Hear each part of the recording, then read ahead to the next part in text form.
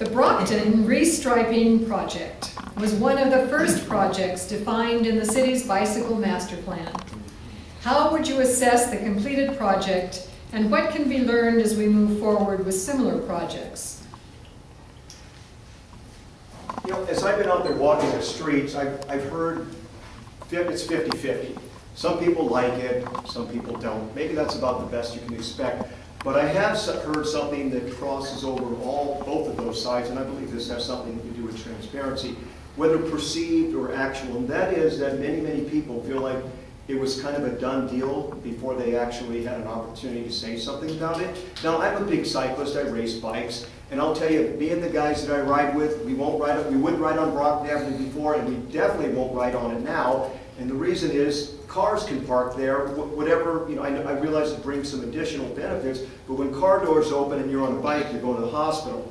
So my main contention actually goes back to the transparency issue, and that is, if we're going to give the public an opportunity to input on something, and I just heard this the other day from some folks on Wood Street, they feel like they need to have a real opportunity, not an ex post facto opportunity when the decision's really already made. I do applaud the effort, though. Thank you.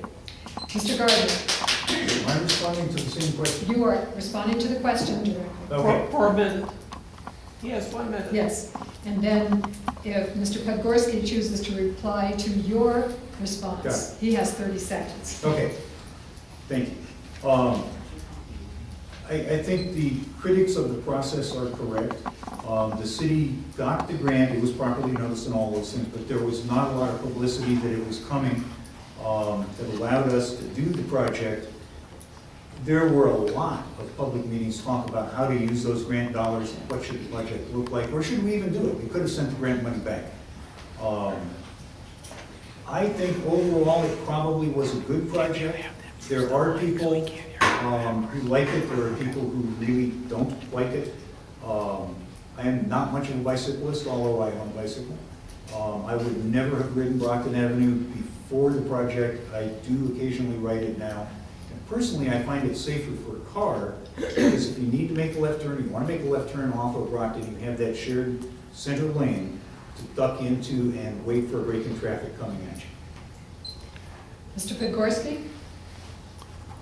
Well, I think the bigger picture here on the Brockton issue is the transparency, the perceived lack of transparency. We all know that in order for government to function effectively, there has to be trust. And I think that what we're hearing right now is the pushback from citizens that they don't actually trust what's happening. To me, that's a different problem on a larger scale. The Fox Theater, we were told, was going to cost $30 million, but it actually cost $60 million. And I'm not sure Mr. Gardner has a lot of reasons why the library didn't get done, but I view that as a lack of transparency as well. And I think the greater issue is transparency, not Brockton. Okay.